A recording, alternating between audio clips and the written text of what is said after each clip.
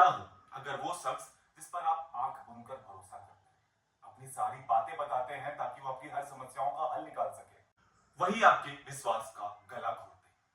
जिस मार्गदर्शक के पास आप मार्गदर्शन के लिए जाते हैं, क्या हो अगर वही आपके मार्ग को ही रोक के रख दे? सोच के देखिए, क्योंकि नागपुर से एक ऐसी ही दिल दहला देने वाली घटना सामने आई है जिसे सुनकर आपका सभी पर से भरोसा उठ जाने वाला। आइए शुरुआत करते हैं इस सच्ची घटना की।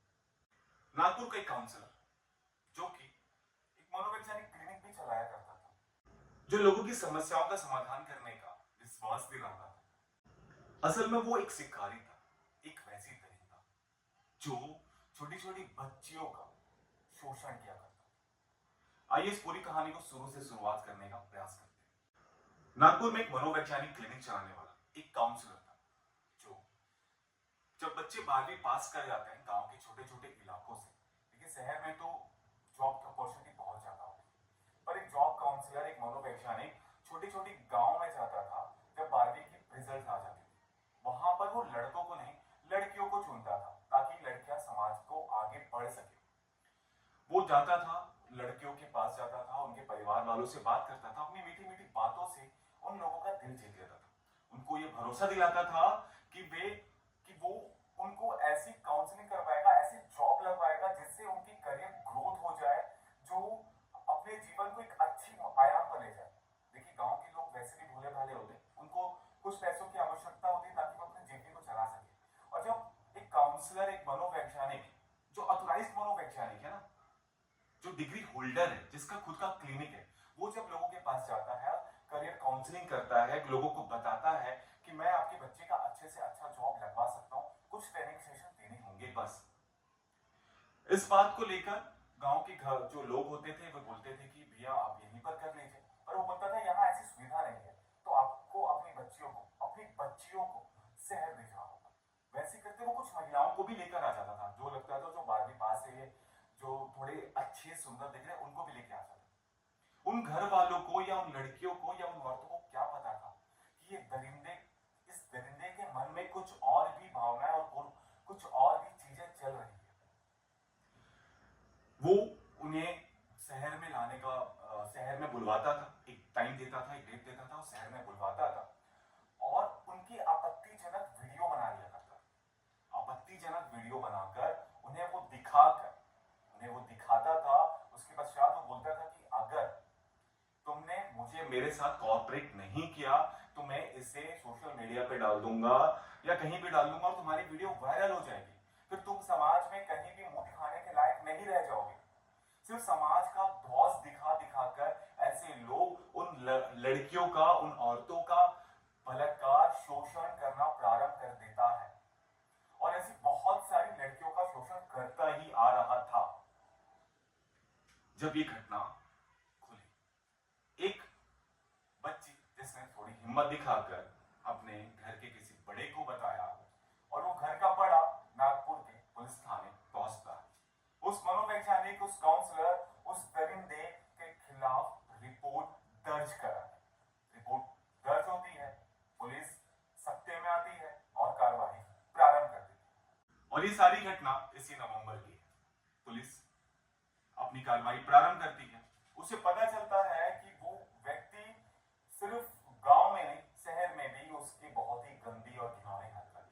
सीसीटीवी खंगाला जाता है उसके आने जाने के मार्ग पर, उसके रूट पर, तो पता चलता है कि वो अपनी बाइक पर जाता था और आते जाते सुंदर औरतों को पीछे से और सामने से हाथ मारा करता था। महिलाओं के उन स्थानों को टच करने का प्रयास किया करता था।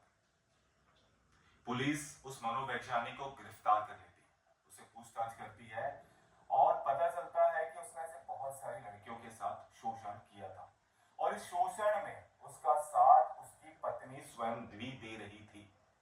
पुलिस ने दोनों को गिरफ्तार कर लिया है और पास्को और अनुसूचित जाति और जनजाति के नियम के तहत उस पर कार्रवाई की जा रही है। आगे इसके खिलाफ क्या होती है, क्या चीजें हो रही है, उसके बारे में जैसे जैसे हमें जानकारी मिलती है हम आपको जरूर बताएंगे। पर यहाँ सबसे बड़ा एक सवाल होता है कि आदमी किस पर भरोसा करे। एक काउंसलर, एक ऐसा काउंसलर जो आपको एक करियर में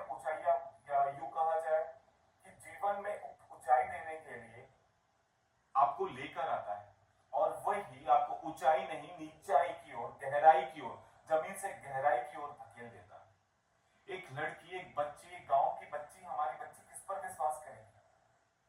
और हमारा समाज ये किस ओर जा रहा है, जहां पर हम काउंसलर, हम कोच, हम शिक्षकों पर विश्वास ही नहीं कर पा रहे।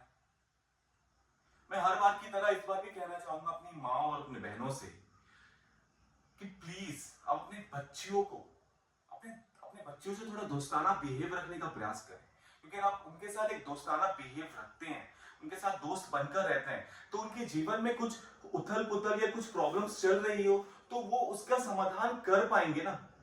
आप उन जान पाएंगे कि उनकी समस्याएं चल क्या रही है, तभी तो आप कुछ निवारण कर पाएंगे। वो बच्चियां बेचारी डर कर, धमक कर, गुप्त दुबक कर घर पे छुप जाती हैं, वे किसी पे विश्वास ही नहीं कर पाएगी। अब कोई और उसको करियर पे ग्रोथ देने का प्रयास करेगा या करियर के लिए कोई कहीं लेकर जाएगा तो वो बच्ची जा पाएंगी क्या? वो तो डरते ही रहेंगी ना। कहीं फिर से ये शख्स भी हैवान निकल गया तो वे किस पे विश्वास करेगी, वो किस पे बिलीव करेगी? और घर वालों से मेरा विनती है कि आप ऐसी जगहों पर भेजते हैं तो कृपया करके आप भी जाएं या अपने साथ किसी बड़े को साथ जरूर भेजें जिनके पास थोड़ी समझ हो, चीजें हो।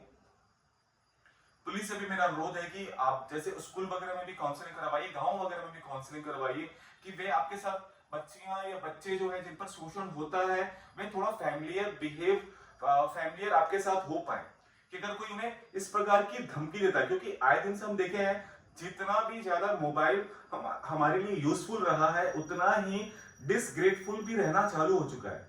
लोग उनकी वीडियोस बना लेते हैं और उन्हें वायरल करने की धमकी दे देते हैं। तो आप कुछ इस प्रकार से बताइए पुलिस वाले कि वो अगर कुछ इस प्रकार की वीडियो बन भी जाती है तो वो आपके साथ संपर्क में आए ताकि आप उनका वीडियो हटा सके, क्योंकि आप लोग उनकी वीडियो हटा देते हैं। आप लोग, हमारी देश की पुलिस इतनी अच्छी है, वो तुरंत इस प्रकार की कार्रवाई को अंजाम देती है और मुजरिमों को पकड़ती है, उस प्रकार की वीडियो को डिलीट करवाती है। तो आप थोड़ा जागरूक करवाइए हर क्षेत्र से उन बच्चियों तक जो आज भी शोषित हो रही हैं इन वीडियो बना बनाकर। वो आज भी थोड़ी हिम्मत जताए और उन लोगों के खिलाफ एक मामला दर्ज कर सके, ताकि अब जल्द से जल्द उन पर कार्रवाई हो, उन उन शैतानों के ऊपर। क्योंकि आने वाली पीढ़ियां, क्योंकि आज तो वो बच्ची बेचारी जो शोषित हो चुकी है, मगर उस दरिंदे की वजह से और कितनी ना जाने बच्चियां शोषित होगी। अगर ये मामला सामने नहीं आया होता तो इस साल फिर ना जाने कितने बच्चों को काउंसलिंग का नाम लेकर करियर में एक नया जॉब दिलाने के नाम पर उन पे फिर एक शोषण होता, बार बार शोषण होता चला जाएगा। और कब तक ये भारत सहता रहेगा?